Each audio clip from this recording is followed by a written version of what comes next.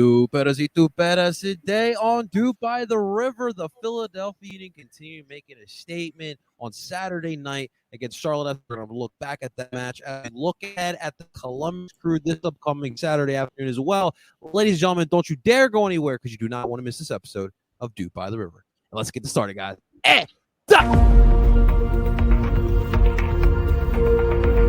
DOOP by the River doesn't do anything well. There is not one. I'm sorry. There was no creativity.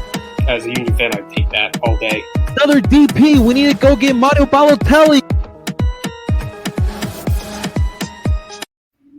And that is right. Welcome, everyone, to DOOP by the River, the show where we follow everything Philadelphia Union. Of course, we are brought to you by Philly Sports Network. Before we dive into today's DOOP by the River real quick, ladies and gentlemen, if you're watching this live, first off, thank you so much for coming on in. Make sure you guys hit the like button, subscribe for more DOOP by the River live viewings. And, of course, you can find us wherever you stream podcasts from Apple, Spotify. You can find us under PSN Radio. All right, ladies and gentlemen, your experts in duping tonight. Ladies and gentlemen, please welcome. I'm so happy he's got this nickname tonight. Ladies and gentlemen, Justin Carranza Freiberg. Justin, what's happening, baby? How you feeling? Feeling pretty good. Any pod after a solid win is always cause for celebration, and a 4-game winning streak, 3-game, talking about some 3-game shutout streak. I mean, it's beginning to look a lot like it's feeling pretty good for the Union. So, riding high on all fronts today. Yeah, dude, it is a lot of fun so far with the Philadelphia Union. As you know, man, I'm excited for opening day, but, just telling people, like, dude, you might going to have to get yourself 2 TV screens because the Phils are going to be hitting homers and the Union just be getting wins in general. Like, yes. We're hoping for some more goals. We'll get to that in a second, but for sure some wins. And, of course, ladies and gentlemen, please welcome this handsome man. I don't even recognize him today without the glasses. We got Tim Lovinguth in the building. What's up, baby? How you feeling? I'm feeling good. Yeah, I was kind of rushing to get on here, so I didn't put my glasses back on. But I don't even need them for this. I need them for distance. So yeah, it's more so for the looks more than anything. Dude, yeah. You're literally the Jim Curtin of this podcast, man. He goes contact, or he goes no glasses. Listen. If he needs glasses to see the scoreboard from the field, like that's me. Like I need to see. But when I'm in the stands, I can't see across the way to the scoreboard. So that's why I need to get glasses. But, yeah, no, I feel you. I feel you, Jim Curtin. Absolutely, man. He did not forget, though. Let's see this kit for everyone to see here, Tim. Fresh Sporting Serotonin, Forza Sporting Serotonin. I had to put it on because I could actually work out for the first time in a month because I've been, sick for a month. So I haven't been able to work out. So I haven't been able to play for Sporting Serotonin. But I got the jerseys now. I'm getting ready to make my debut hopefully next week. He's ready. I'm ready. He's ready. He's finally off the injury list there, Paul Catrino. Shouts out to our great brother, Paul Catrino, as well. Well, Tim, how about you too? Yeah. Dub last night in Fort Lauderdale. No, not Miami, ladies and gentlemen. Fort Lauderdale. NPKs 3-3 in PKs and 1 4-3. How those kids doing out there? I saw we had McGlynn and Aronson out there. McGlynn, Aronson, Cole Turner was there. Matt Freese, he's the captain. He's been the captain for both games. Who else? Anton Sorensen has been playing both games. It's an interesting looking squad where the Union as an organization can really utilize who can play there and actually kind of got a little lucky with this last game because it was supposed to be on Sunday, but there was bad weather, so the team couldn't travel. Otherwise, Paxton Aronson and Jack McGlynn wouldn't have even played because you have to basically give – I forget what the actual notice is, but I think it's like the last business day is what MLS Next Pro said of what players from your first team can go down to a second team if there's affiliates there for the Union, and obviously there is. It's been an interesting look of seeing some of the younger first team players get a lot of playing time, while also seeing some rising stars. Carlos Paternina is one. He's been kind of the number 10 running the show in the attack. He didn't look great against Miami, but he looked really good against Cincinnati in the first match. I have to say Chris Donovan is a college player, that the Union took a chance on, which is weird to see. I know it wasn't through the draft, but they took a chance on this kid, and he started both games. He's looked pretty good up top. Boubacar Diallo, who is the son of Mamadou Diallo, MLS legend, he scored a banger yesterday with what we thought gave the U2 a win. It was 3-2 at that point. But yeah, a little bit of a crazy game yesterday. David Beckham's son went a little crazy, went a little assist happy, got 3 assists for Miami yesterday.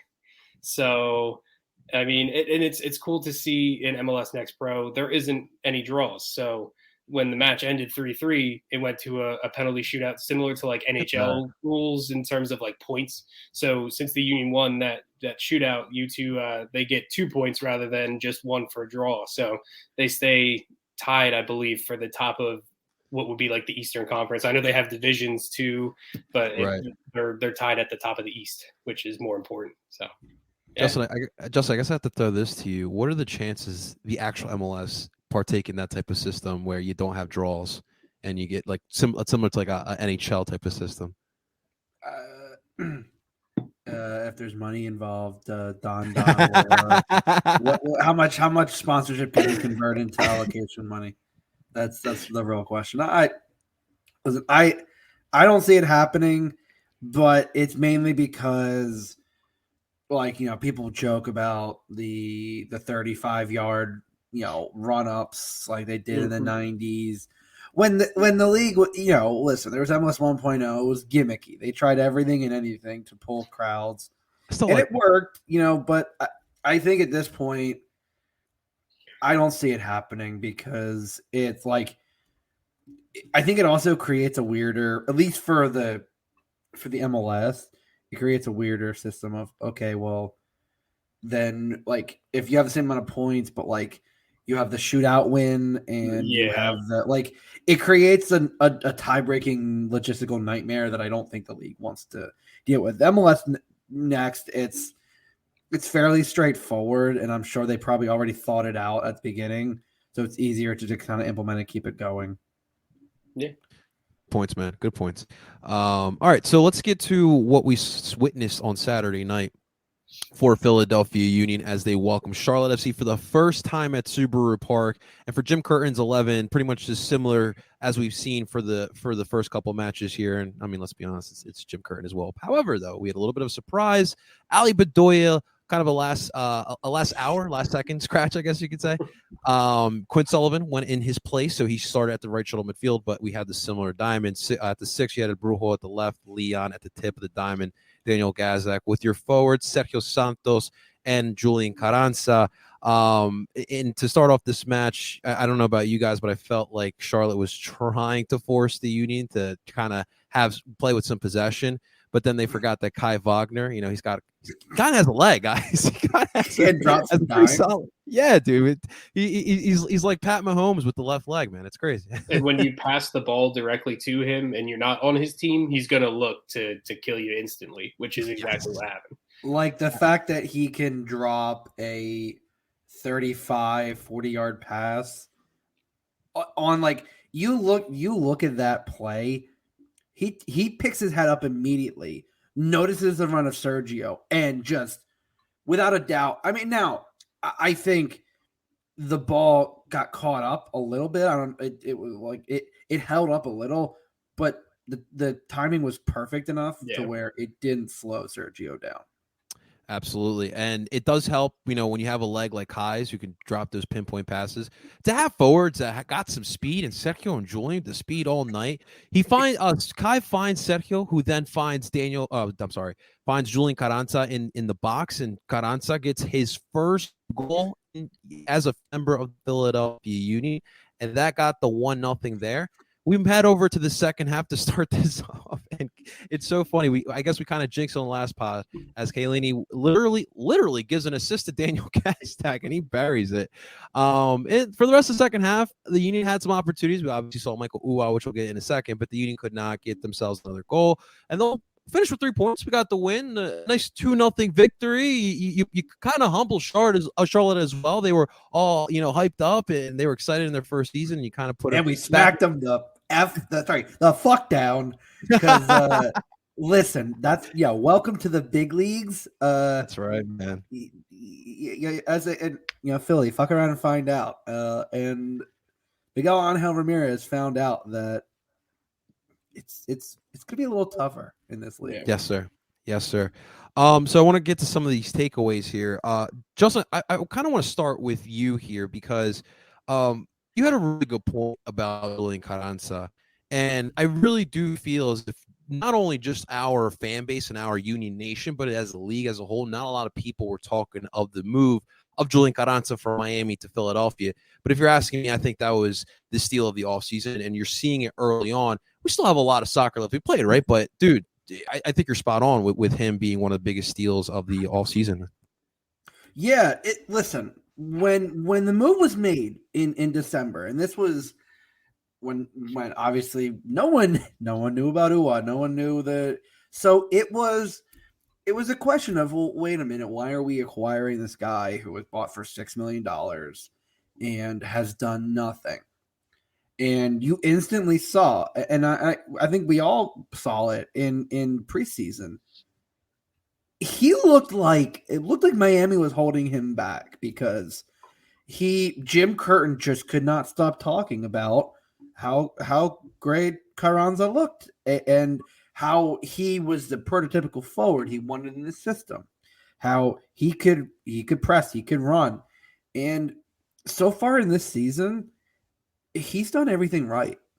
He is exactly the forward that can pair well with any other. His name is basically, I talk about Andre Blake in Permanent Marker.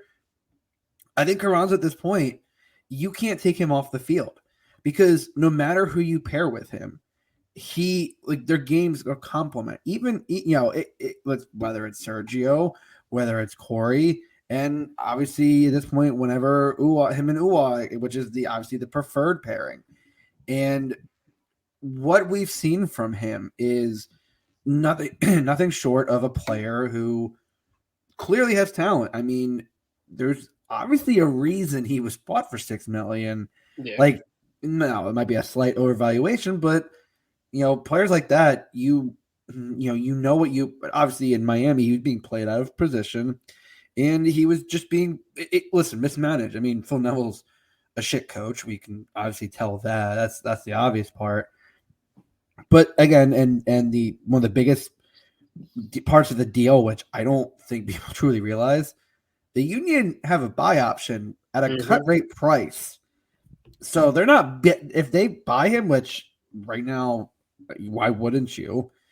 They doing it for $6 million. So already, Ernst's return on investment is going to be pretty good on that. But up to this point, he had 3 assists in the first, the first 4 games. Yep. He was creating chances. He was linking up, which has really improved Daniel Gosdog's game, I think, and has elevated him to the level that a lot of people assumed he was going to play at. And this goal, I don't know if people realize, it was a lot harder than it looked, because while Sergio does cross it in, it's kind of behind Carranza. He has to get his whole hip around it and kind of all he has to do is redirect it because Sergio puts some pace on it. But Carranza has to open up his hips and get his full body around that. And it's a simple tap in, but the effort that goes into it, he's in the right position. He's making the great runs. He's getting in position to link up play. He's pulling defenders. At this point, it's, he could be one of the, whenever teams talk about, you talk about MLS Cup winning sides or teams that make runs in the playoffs, yeah, they might make a big money move. And obviously the Union did with UWA this offseason. But it's not always that move. It's always sometimes the underrated moves. We're talking, our next opponent, Columbus. In 2020, they signed Derek Etienne Jr. And that was a pretty underrated signing, all things considered. A guy that's kind of bounced around the league after leaving Red Bull and was one of the biggest contributors and scores a pretty important goal in the MLS Cup final. Yeah. And Carranza, I really do believe, could be one of those key pieces that the Union were missing a player who we said it with Casper. The Union just didn't have the ability, the strikers, to take pressure off of Casper. To have someone, you look at at New England last year, you had at least 3 scorers who had above 10 goals. That kind of scoring takes pressure off of one single person. And right now, the kind of production you're getting, it is showing that you don't need to have that striker scoring 15 goals. It'd be great if one guy scores 15 goals. But if you have at least 2 players score 10 goals and a bunch of players score between 5 and 10, already your production is increasing then from last year. And Julian Carranza is revitalizing this striker core that I think we can all be honest has always been an issue for the Union, and it has always been a sore point. And you switch out, you bring in 2 new guys, and listen, Corey, everyone thought Corey was done for, and Corey's had a pretty solid start to the season. Sergio has been, playing, I think, some of his best games for the Union so far this season. It's amazing what a simple change in personnel can do for an entire grouping of players. And I love it. This is one season where obviously we're only 5 games in, but I have a pretty damn good feeling about this year, and Julian Carranza is absolutely one of the reasons why. Absolutely. Carranza, that is correct there, Justin. Tim, I wanted to ask you, because I do feel we do need to talk about Quinn getting some significant starting minutes in replacement for Ali. What did you see from Quinn on Saturday? It was a fine performance. It wasn't anything special. I'd say, in that role, some of what Quinn does best might be a little suppressed. He always seems, at least to me, like he's been more of a second forward or a number 10 rather than an 8. But he can definitely play the role. And that kind of showed, he came in for the team's captain and the form did not drop. I think me saying that it wasn't as good as Ale is kind of nitpicking. But I think that may be more so just because I see Quinn as someone who's more of a goal scorer, and he just wasn't in the opportunities to get a lot of shots on goal. But he did fine in the link-up play. He did good when the team pressed. And yeah, I think he deserved the chance to play. Like Jim Curtin said it himself, in that Quinn had a crazy little time with the U.S. U20s where he scored a bunch of goals. He scored a goal against Argentina's U20s in front of Messi when Messi was on the bench watching the U20 game. So kid definitely deserved an opportunity to get some MLS minutes. When a player like Bedoya gets injured at the last second, it helps to have a player like Quinn Sullivan, or even if it was Paxton Aronson or Jack McGlynn, to call on. Those kind of players come in those situations and they show that they can play at that level. So yeah, I think for Quinn, it was a fine game. I think he'll probably be a little bit frustrated that, he didn't get a chance, maybe a shot on goal that he wanted to get or something like that. But yeah, man, that I think that's good to have that a player like that who's hungry and that young to come in and kind of have a seamless performance. There's no drop in form. And just real quick to a point on Carranza, yes, the second goal that Daniel Gazdag scored was actually created by Carranza and Santos pressing the goalkeeper. So while the goalkeeper did pass it right to Gazdag, it was because if he didn't get the ball off his feet, it was either going to be Santos or Carranza taking it right from him and doing the same thing. So I think that is, to Justin's point, some of what the Union were missing last year too. A second forward who's actually going to help press and kind of make things a lot harder for teams that want to play out of the back. Dude, to start off the second half with that high press, man. Charlotte Yeah. did not know what to do with that. No. For them for sure. To your point with Quinn, I said this before. I do believe Quinn is versatile, and I think he could play multiple different positions. But I think his biggest strength would be to play as that second forward. I feel like we've gotten the most out of Quinn when he plays Yeah. at that role because he can do so much in the attack, and he likes that freedom as well, and he plays well with that freedom. Yeah. So I do definitely think that that's his best role. But speaking of forwards, Michael Uwa making his debut at Subaru Park. Justin, what did you see in the 24 minutes of Michael Uwa? That he can create chances still. Like That pace, brother. It's what we saw in the little time he played against Montreal. I mean, he comes on the field, and there was a moment where I believe it over the top ball just fell a little short, but he was making that run, and like within like a minute or so of coming on, it was like, oh, okay, we're gonna try going for this again, aren't we? And they just kept playing it over the top, and it was going to run onto those. And listen, he created a great chance for Daniel Gazdag, who people say, oh, he should have shot it. Well, the cutback was beautiful and absolutely necessary. And I think maybe he took a slight touch before he shot it and gave Kalina just a little bit of time to get to it, but that's created by Uwa. Uwa went a little wide on a chance, and I think it was just one of those, like, he was coming with such speed. Sometimes that happens, but he's creating chances. Like, he's gonna get it. I think, people said, oh, why didn't he start? I think Jim is easing him in, and right now you don't need to force him. You don't need to force him in, and I think you want him at his best. And I think he could start against Columbus, but yeah, if this point, if you don't need to, I think you can ease him in, and I think that's a luxury that Jim would loves to have at this point. Yeah, absolutely. What I would say, once Michael Uwa gets his consistent minutes, he starts starting.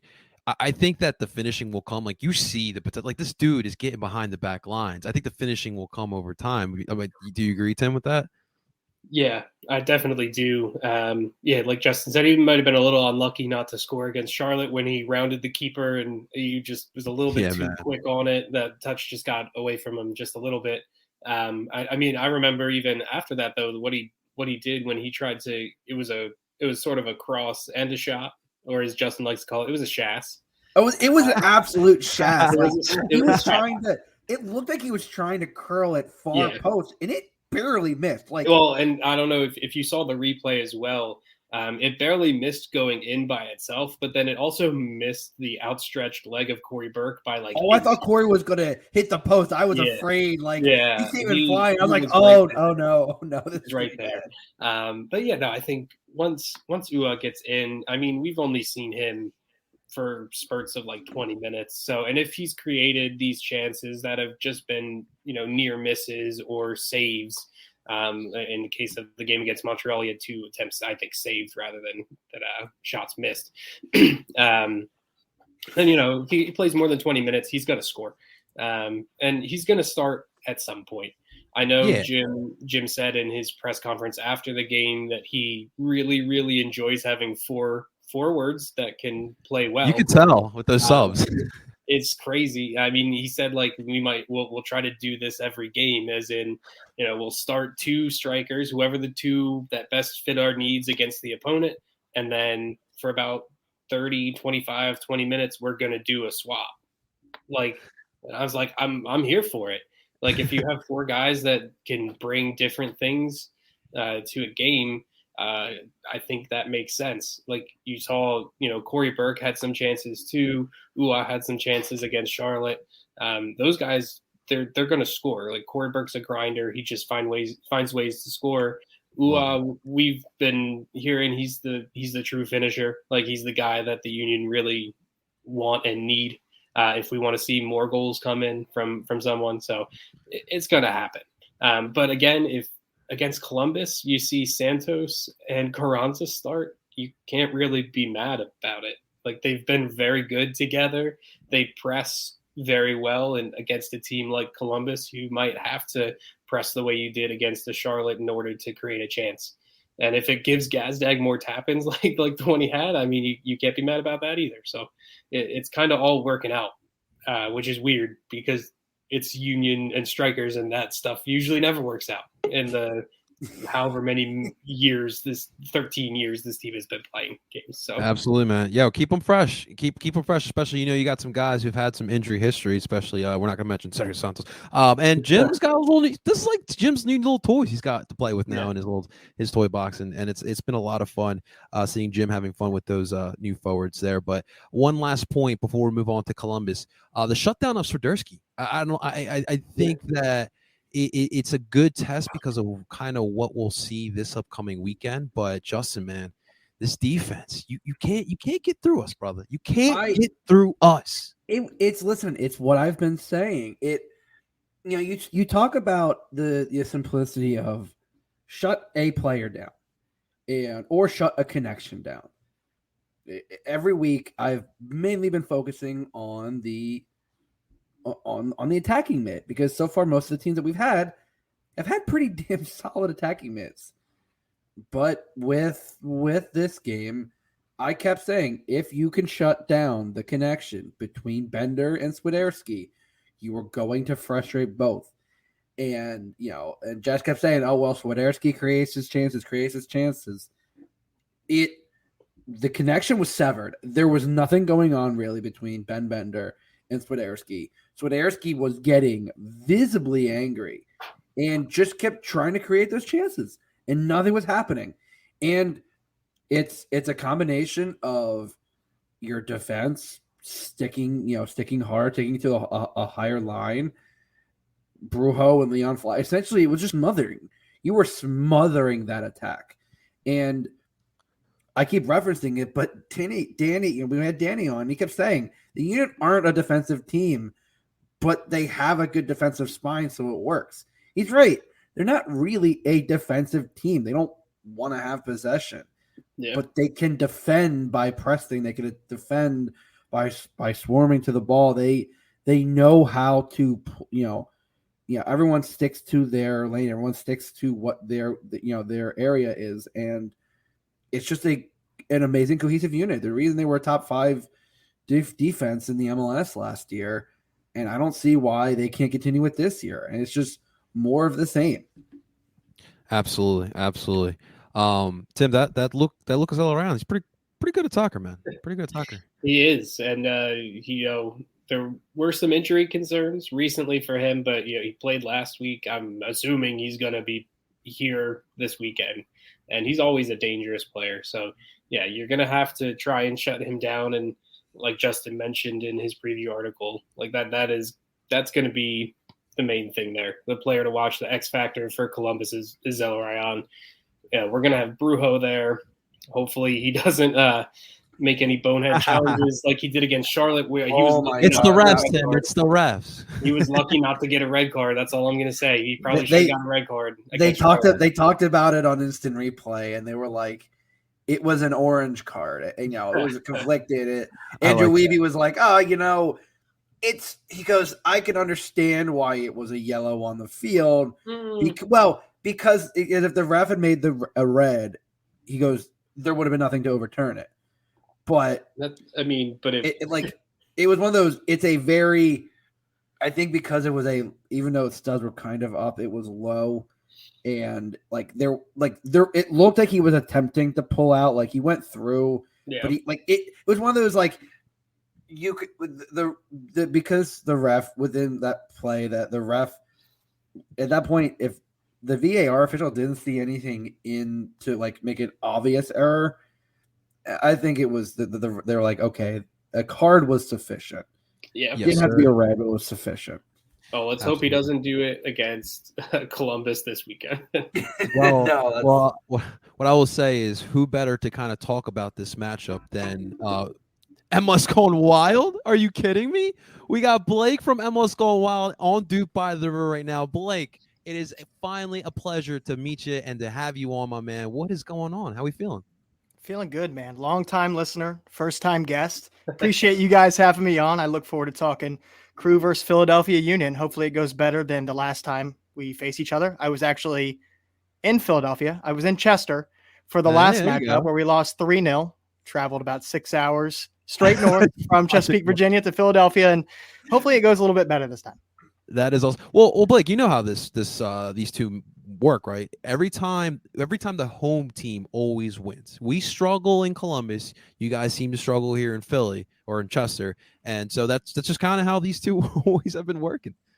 Yeah, we've struggled in the last 3, winless in the last 3 against you guys. Also haven't scored a goal in the last 3 matches.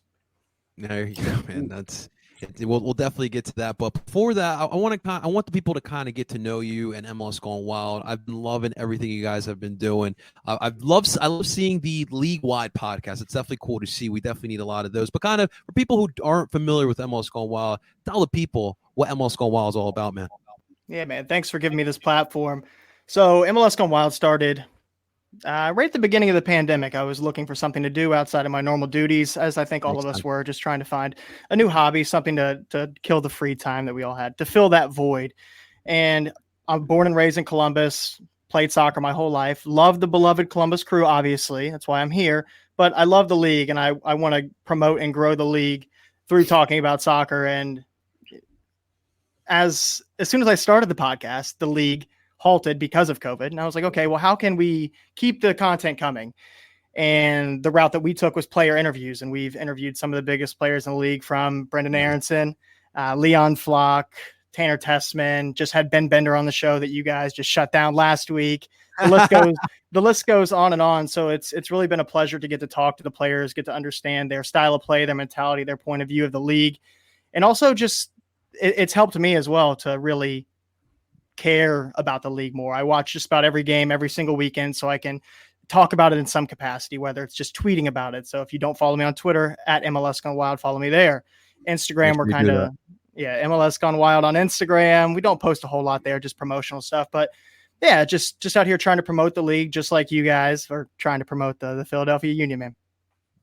Listen, that's all we're trying to do here, man. We're trying to show some love to the Philadelphia Union. And it's funny because I'm sure Tim feels the same way, relating to trying to make some content during the pandemic. We just started too. Like, we literally started, what was it, like 2 months beforehand or a month beforehand? Yeah, we did like some really long like season previews. I think we did like a 2-hour MLS season preview for 2020. And then a few weeks later, it's like, well, all of that prediction, preview, schedule, all that it's gone out the window. So yeah, I remember we had to we're doing podcasts of like, oh, what's your favorite soccer memory? Like just random stuff. Like, oh, okay, well we're trying to keep it Philadelphia Union. What's your Philadelphia Union all-time 11? So we just pick players and make 11s. And it was fun, but nothing beats talking about the actual game. Yeah, it forced everybody to get more creative in ways that I don't think that I was ready for. I wasn't ready to be creative, but I was like, one of the episodes I remember, one of our first episodes, the league just shut down and The Last Dance came out featuring the 80s and 90s Chicago Bulls, and we're comparing MLS teams and players to the players that were on that team, and that's awesome. It just forced us to get creative and now that's some good content. Grow in ways I wasn't ready for. Well, I guess we should get this out the way, Blake. So Nate, our dear friend Nate, great Union fan. I see you got the old Columbus logo. And by the way, I love the setup. Almost as good as Tim's, but I'm just totally kidding. But it's definitely pretty dope, my man. I guess we'll talk about the logo. We actually just went through a rebrand. I think we did a solid job. We took notes around the league, what was going on, and so we decided don't do what a lot of other teams are doing. Is what the Union were able to pull at this point. But I guess I want to ask you, what is the thought right now over like this new logo? I guess it's not really a full rebrand, just the logo, I guess, for you guys. What's the thought process, or what's the thought right now in Columbus? So I see Nate says that he sees the old logo back here on the flag, but I have the new logo over my heart. So for me, like, I'm a Columbus Crew guy till the day I die. So whatever they wear, I'm gonna put on, because that's what the boys represent. They represent the city of Columbus, so whatever they represent, I'm gonna represent. Did they do it in the right way? No, I don't think so. They came out and they did not reach out to the fans and gather their thoughts until after the fact. And then they actually went back to the drawing board and said, okay, we'll take the 96 out of the logo and just make it the outline of the flag with the block C in the middle of it. I'm not a fan of how it went down, but I will always support the crew. I will, they can take my money. I like the kit. I'm not a huge fan of the logo. Granted, now we have 2 stars above it, by the way. That's a nice touch to the logo. But it's okay. I really have no problem with it. We're playing soccer, man. That's the biggest thing. No, and that's the funny crew thing name is, came back. yeah, I know some people who are kind of on the inside of that whole rebrand situation, and like as much as details leaked like through what little channels, from what I heard from the inside, yeah, it did not go over well. Like it was more of a shitstorm than people wanted to give it credit for, and the team tried to kind of tamp it down, and that did happen with a few teams, but at least with all the teams so far who've done a rebrand, they've then gone back to the fans and go, okay, what works? Because like at the end of the day, the fans are the lifeblood of the team. Like the players obviously will paying your bills.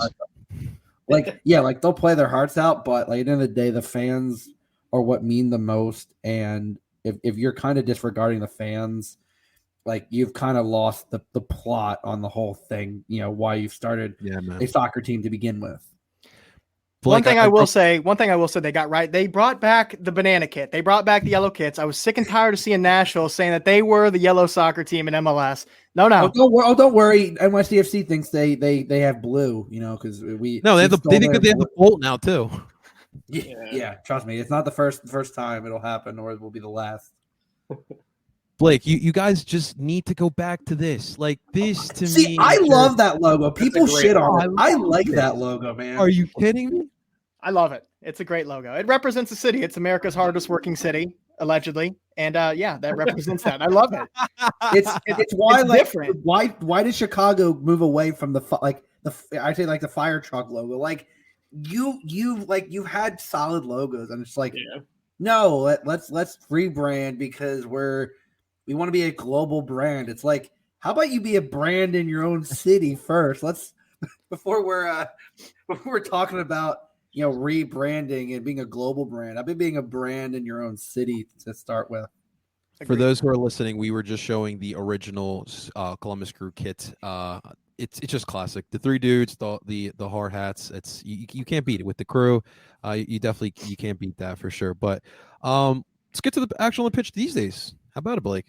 You guys are coming off of a loss to Nashville, a 1-0 loss. I mean, a lot of people will be losing to Nashville this season, I think. But it's interesting, hearing Caleb kind of talk. I wanted to just ask, like, is everything all right in Columbus so far? Like, are you guys panicking a little bit yet? It's not, like, from what I've seen, I haven't seen like complete performances from Columbus. But what is like the thought right now in Columbus with the play on the pitch?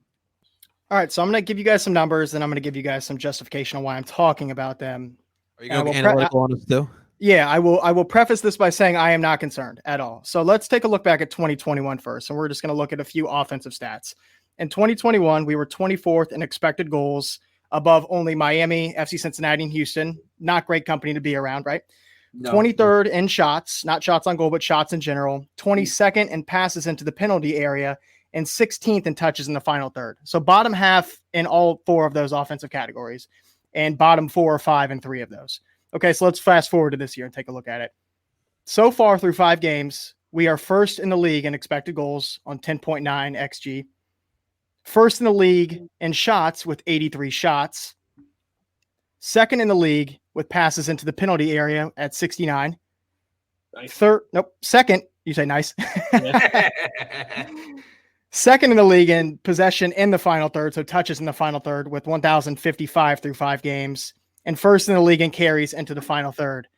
So offensively, we're getting the ball into the most dangerous parts of the pitch, and the well has kind of run dry in the last 2 games against the New York Red Bulls and Nashville SC. We started the first 2 games, we scored 7 goals, and now we have 1 through 2 games. But what do those underlying numbers mean? Okay.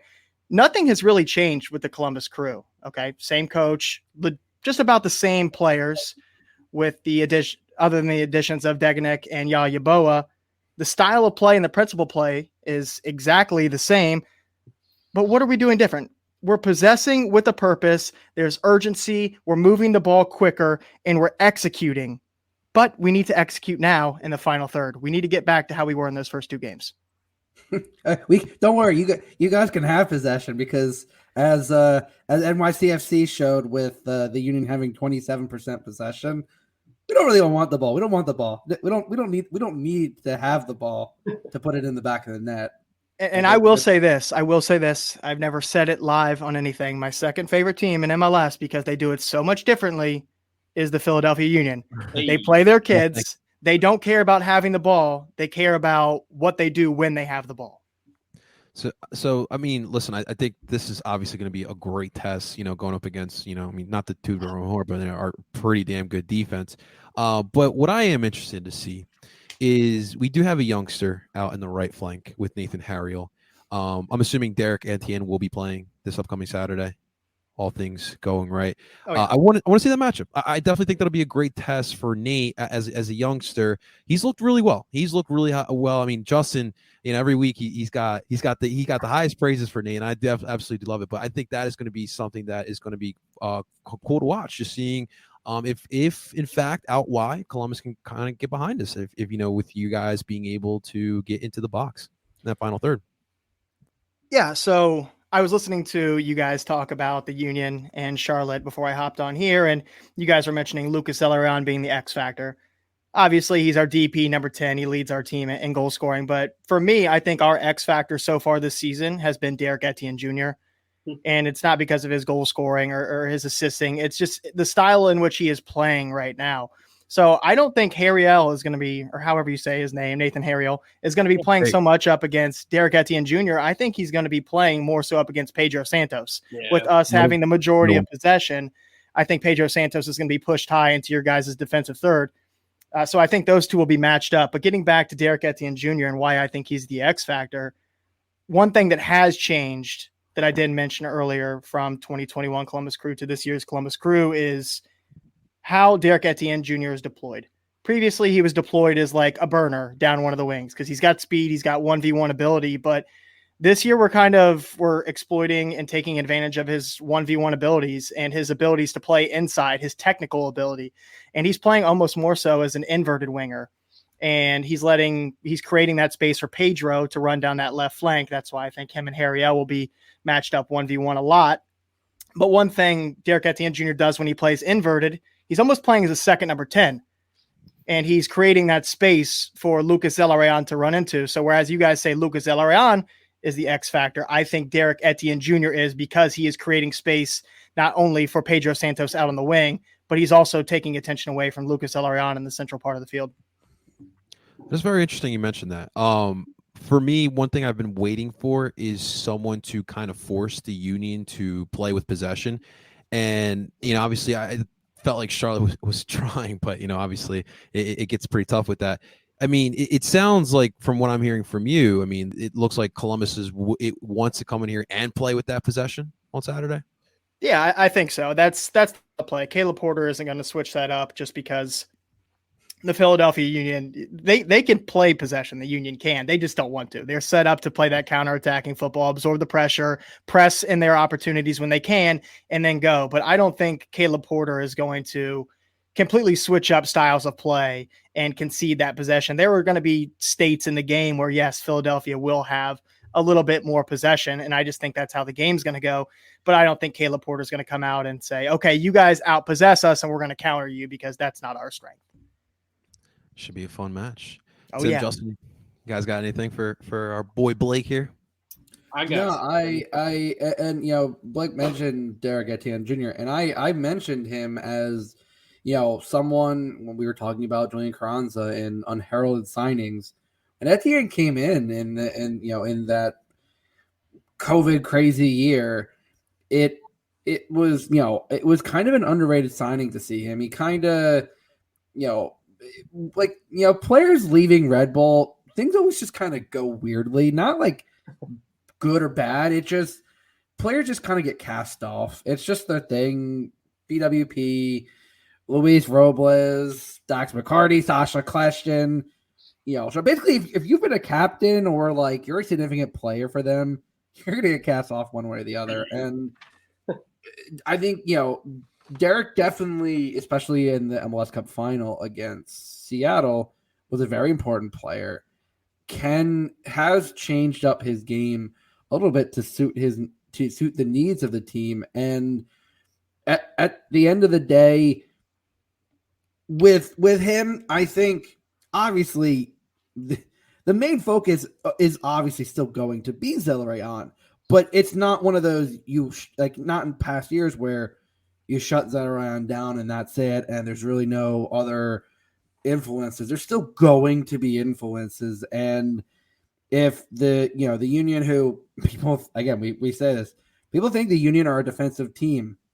They just have a good defense. They're not really defensive because defensive team would imply that you want the ball. Like the Union don't want the ball. They just have a good solid spine. They don't, at the press, which, as we have seen with Matias Almeida, if you press forever, you're going to burn out. So Jim Curtin, one of the things that he has done well is he's changed it to a selective press. So the one thing, while the Columbus offense has been a pretty good part of the season, the one thing that I have noticed is that their defense has obviously still been good, but been a little shakier than it has in past seasons. And the game that I look at when I look at what kind of a slight difference in past years is the San Jose game. I mean, you're up 3-1, up a man, and again, Francisco Calvo, who I still don't know how he's still in the league, but scores 2 goals on 2 set pieces, which set pieces for a team like the Union, who have some pretty good set piece takers, that could be a dangerous situation. And at least for me, I think that could be a big thing to look forward to in terms of the Union taking advantage of the little opportunities that they have, because in every game that, at least especially NYCFC, set pieces for the Union have actually been better than they have been in past years. And it helps when you have someone like Kai Wagner who can just drop dimes in, which is unreal to have a left back that can just ping the ball. I think that's just the modern fullback, that they have the ability to hit set pieces from wherever. But I think the Union's strength, which it used to be a very big weakness in the past, is going to be set pieces. And I think that battle is going to be interesting, because it's not like Columbus is lacking for size either. But at the end of the day, if set pieces is one of your weaknesses, especially for a team that does not require too many chances, I think that could be a game changer. Obviously don't want to rely on set pieces, but sometimes when the chances come up, or it just takes that one moment, and I think that's going to be the real test is, Columbus gets these shots. Shots in possession are nice, but at the end of the day, it's one of the reasons why I've never really cared about possession numbers, is because you can have 60% possession and you can still lose 2-0 because you didn't, finish the chances that you have. And that's the one thing with Columbus that I've seen this year is they create a lot of chances, and obviously the numbers that Blake provided back that up. The numbers are there. It's just at the end of the day, are you going to finish those chances? And especially the form that the Union are in, I think it's going to take something special from Columbus, and maybe for Caleb Porter to shake things up a little. I mean, I know he likes to kind of tweak things slightly. He's not always one to go full sail changes, but I am curious in how he's going to line up against a team that at this point, if when healthy, I really think it's the Union obviously are a top team in the East, and I think it's showing that at this point they've only allowed 2 goals in the entire season, and although Chicago giving up 1, I would find funny as a misleading stat because they also had some very boring games, but I think it's going to be an interesting game to see which coach, 2 very animated coaches. I will say Jim seems very quiet, but both very emotional. I'm curious to see which coach either changes his setup or is the first to kind of blink in this proverbial chicken battle. So you're speaking about set pieces, so I'll just jump in here real quick. So not only did we concede the brace to Francisco Calvo versus San Jose Earthquakes, we also conceded it's not necessarily a set piece, but off the second ball off of a set piece against Toronto FC, the lone goal for Toronto FC, Jesus Jimenez scored off of a second ball there where the Columbus Crew were caught ball watching on that one. And then the New York Red Bulls lone goal in the 1-1 draw against Columbus Crew, Tom Barlow scored off of a corner as well. So that's 4 goals conceded off of set pieces through 5 games. That's not great. Other than that, Columbus Crew's defense has been pretty sound, but that is definitely something to look out for this match up against the Philadelphia Union is set pieces. A couple other things that I have for things to kind of look out for is we talked about containing Zelarayan, and that also means containing the runs of Derek Etienne Jr. That also means containing and monitoring the runs of Miguel Berry or Giassi Zardes, depending on who that is. I talked about Derek Etienne Jr. playing as an inverted winger. Another thing that the Columbus Crew have done really well is their striker, usually Miguel Berry so far this season, is making vertical runs. And what that does is that makes the defense, the back 2 of Jack Elliott and Jakob Glesnes, they will drop deeper, and that creates more of a pocket for Lucas Zelarayan to play in. Couple that with Derek Etienne Jr. moving as well, that creates more space. So containing Lucas Zelarayan and the Crew's movement in that front 3 there between those 3 guys is going to be very important. And we've talked a lot about the press. I think the Columbus Crew this year, and Lord only knows, anything could go wrong. We saw what happened with Charlotte with the pass out of the back from the goalkeeper, right to Daniel Gazdag, who's a staple in my MLS fantasy team at this point. But the Columbus Crew, I think they should be able to avoid those kinds of mistakes out of the back. I hope. So I think for the Philadelphia Union and their sake, just thinking from Jim Curtin's point of view and the Union's point of view, I think the counter press will be more important than the actual press itself. So the Philadelphia Union playing in possession or booting the ball forward, very similarly to how they scored the first goal against Charlotte, play direct, get the ball over top of the Columbus Crew. Maybe you don't score because you're not going to score all of those. But okay, the Columbus Crew now have the ball. We're all up there. Now let's counter press. Can we win the ball back in the next 5 to 7 seconds? Absolutely. All right, gentlemen. I want to get to some lineups and predictions here. We'll start off with our guest as always. MLS going wild. Blake here. Can we get some lineup predictions here for Columbus on Saturday? Yeah, man, not much is going to change. Eloy Room is going to start in goal, obviously. Out left, Pedro Santos, because, well, we really don't have anybody else. And I love Pedro Santos. One thing I haven't said about him, and I'll keep it moving real quick, but Pedro Santos is a left back that is not afraid to play the progressive, dangerous ball. I've been sick and tired over the past couple of years of us just playing the just boring U-shape out of the back and just swinging it around the back. No, Pedro Santos is clipping balls from him into the striker. He's finding Derek Etienne Jr. invert. He's finding Lucas Zelarayan. So Pedro Santos, huge shout out to him because I haven't talked about him yet. But Pedro will be our left back. Degenek will be center back paired with Jonathan Mensah. Steven Moreira has been awesome for the Columbus Crew at right back so far. Artur Nagbe, it's so good to have Artur back. A lot of those offensive stats I mentioned earlier, they're all very offensive stats, but it's maybe a lot of it has to do with the presence of Artur in the middle. And not only that, but Darlington Nagbe is more comfortable with Artur in the middle than he is with somebody like Marlon Hairston, who we saw in the middle a lot of last year. Out left, Derek Etienne Jr., because you have to. He's a man on fire. Zelarayan at the 10, even though he took a knock a couple weeks ago, he's healthy. Zelarayan's going to do Zelarayan things. Outright is the only question mark. You have Yaya Boa or Luis Diaz. I've loved Yaya Boa, and the reason I've loved him is not so much because of his goal contributions, but because of how he's pushed Luis Diaz to make him earn his minutes for the Columbus Crew. So those guys are in a legitimate competition for minutes outright. I think Yayaboa gets the nod. Luis Diaz may get some minutes off the bench, 60-minute mark, need some fresh legs, need some speed to play direct.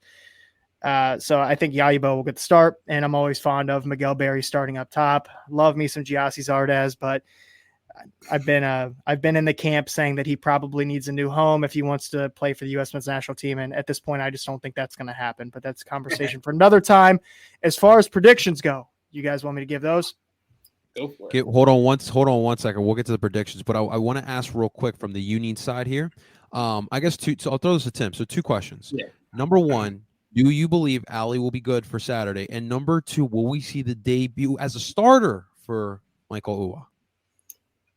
I would hope Ali Bedoya is good to go. I mean, Jim Curtin said the only reason he didn't play in the last game was because he got, some kind of tweak, very close to game time last week. So he said it wasn't very serious. I don't believe we've seen anything from training from the team this week yet. I think tomorrow is the presser from Jim Curtin, so I'm sure there'll be an update on Bedoya then. And then if we'll see Ua from the start up top, I mean, he's the DP striker along with Carranza. So I think that those two are probably what the fans want to see, the 2 DPs that the club went out starting, against a very good team in Columbus. I mean, that's kind of why you got them. But like Jim Curtin did say, we shouldn't be surprised if it's another pairing. Whoever he thinks are the top 2 guys up top to really help the Union in their pressing style, those will be the guys that will start against Columbus. Whether or not I think Carranza is one of those guys. I do.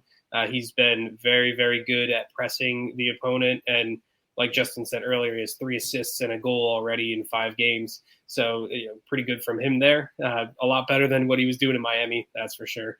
And then whether or not it's Ua or Santos or even Corey Burke, I mean, who knows? For me, I would play Ua and Carranza and give Ua that first start. I think if he's healthy and he was able to play off the bench in the last match, then this should be the week against a very, very good opponent. Jim Curtin always loves to kind of take it to Columbus, whether or not it was back when Berhalter was the coach there, and now against Caleb Porter. So I think he respects those guys, and he always wants to play his best team against Columbus. So that's what I would do. Absolutely. Justin, do you agree? Yeah, I think if Ali is healthy, I think there's no question that he slots in there. And I think having that combo of, and I've said this, of Leon Flock and El Brujo, hopefully El Brujo does not pull what he did last week, because that was an orange card. I said to Tim that that's an orange card if anyone's ever seen one. But I think he's the man that's going to be making Lucas Zarayan's job a little tougher, which is what he does best. It's why he's slowly becoming one of the best 6s in the league, because he just, I mean, like Diego Chara, he gets under your skin. He throws you off just a little bit, just enough to do what it takes just to get you off. Nate, like I said, that if he's going to be matched up against either Etienne or Pedro Santos, I think he can handle it. I think he's shown, since he got the starting job in week 2, he's shown he can handle just about anything. And what we've said from the beginning, what he brings is, I honestly think, is a better defensive game than Olivier Mbaizo. And he's really learning the offensive side, and having someone like Ali on his side has been really beneficial. One, in preserving Ali's legs, because as we know, he's 34 years old. He really shouldn't be making these long busting runs. And I think having Nate there has kind of stopped him from really having to do those runs. But up top, obviously Julian Carranza, we've said he's a man in form. He's partnered perfectly with Daniel Gazdag, who, again, I will say, despite what Joe Lowry from the Total Soccer Show keeps saying, Daniel Gazdag is the Union 10, and right now is, I can't believe I'm saying this, is starting to still live up to our boy Zach's preseason prediction that he could contend for MVP, because I'd say 4 goals and an assist That's a Zach. in 5 games is a pretty good damn good start to have. And the one thing that he's had is the insane ability now to have strikers that can get on the ball and can combine with Gosling. And that was the thing that was missing in past years, was having strikers that had that ability to do that 1-2 combination. Because let's be honest, Kasper Sabilko was slower than molasses when it came to getting the ball out of the street. He was a good finisher, but could not get the ball out of his feet in those situations, and it slowed things down a lot. Absolutely. Now, who gets paired up top with Carranza? As Tim said, I think Uwa should get the start, because he's been obviously Jim doesn't want to have to rush him, and it's a luxury having your DP striker not be rushed. We saw what happened when he played again on that very, very questionable turf in Montreal. Yeah. He's out for a little bit, so I think he'll get the start. And I know Sergio kind of limped off. It was kind of, Sergio being Sergio as a speedster, soft tissue, tissue injuries. It's just not a question of if, it's a question of when. And as we said, the fact that Tim saw my concern when he played a full 90, the game before, it was like, well, why is he playing a full 90? Like, that's not someone who should be doing that. So I think you could, again, Curtin's been throwing out all the different machinations up top. My money would be on Uwa getting the start, but don't be surprised if he throws either Sergio or Corey up there. Absolutely. All right, let's get to those final predictions here. We'll start off with Blake, our guest again. Blake, Saturday night, Union versus Columbus Crew. What do you see happening? Crew haven't won in the previous 3 against the Philadelphia Union. We also haven't scored. We will score this game. We will score a goal. Crew lose 2-1. Okay. Ooh, okay. All right. What about you, Tim? Honestly, I was kind of going to say the same thing. I think with the way that both teams are playing right now, they're going to score. Both teams are. So I wouldn't be surprised if, I think Miguel Berry scores. I agree that he should be the striker for Columbus and that Jossie should move on. And yeah, when he's on, he's pretty dang dangerous. So I think he's going to score. He's going to find a way. And then, I think the Union get 2 goals. I think Gazdag keeps scoring. He gets his 5th in 5 games. And Uwa, why not? Every time I make one of these predictions, it never happens. So, I'm just going to say it anyways. Uwa's going to score. And game winner. There you go. What about you, Justin? I'll say Three's Company's pretty good. I honestly 2-1 was gonna be my prediction, and I'm gonna stick with it. As Tim said, it's Columbus games, even at home. I'm always more confident in a win at home, obviously, because I've been to the new Crew Stadium, which for the U.S. qualifier, which I will say is a beautiful stadium. I was in the supporter section. Which has made me double down on wanting safe standing rails for the river end. But listen, everyone knows I'm not the biggest Giassi Zardes fan. I have wondered why Berhalter keeps bringing him in, even when his club form. You know why? It's the same reason he brings in Jesus Ferreira, which don't get me started. That's another. I need him on that team. That's another diatribe. But I think Miguel Berry will get the start, and I agree with him. I think he does get a goal. Beginning of the season, I think with his play in the preseason, and this was before Brendan Vasquez started going off. Miguel Berry was one of those players who really hadn't gotten any looks, but his name was starting to really be thrown about. And I think now still, even so, with the likes of a Brandon Vasquez and, players that really, because there's always that one player with every World Cup that always sneaks in late. In 2014, it was Julian Green. I think there are players that sneak in late in this, and it can happen. And I think there's a possibility of that. And Miguel Berry is just as good as the Union defense are. Miguel Berry just, sometimes just seems to find a way to kind of slither in there. And Listen. I think it's hard to bet against Columbus scoring. Winning is one thing, but I think stopping them scoring is always kind of a tough situation. I also agree with Tim. I think Gaza gets a goal in the 5th consecutive game. He's a man possessed right now. Someone who is loving having strikers that can run, that know how to get these through, onto these through balls that are doing give and go, that are creating chances, and he's feasting, and he's being the number 10 that the Union have needed. And you know what? Yeah, I'm gonna go. I think Carranza scores in the 2nd straight game, and I think it's an absolute golazo. I think here we go. I think he, in fact, I would just love at the moment. You know how Christian Pulisic after the Memo Ochoa comments to the man in the mirror, maybe he just pulled up his shirt and just say, "Hey Phil," like just a little, just a little. Wouldn't it be David? Or as the Fabian Herbers, just F that guy. Yeah. Just to really have a throwback. But Carranza did that to Beckham or even Phil Neville. Like, dude, he'd be so loved in Philadelphia. Like, even if he stayed 1 year here, he would be remembered. He'd get signed on the spot. Dude, that would be so great. That would be legendary MLS stuff there. So Blake, real quick, a little bonus question here before we get off here. Kyla is a dear friend of the show, and she wants to know about CCL tonight. Obviously, NYCFC in Seattle. I think where we are, where our heads are at there for this one. But any thoughts on this semi here? Yeah, Seattle are coming off a big win against Minnesota on the weekend. Seattle are playing at home at Lumen Field. I think Seattle gets the win at home for sure. I don't think.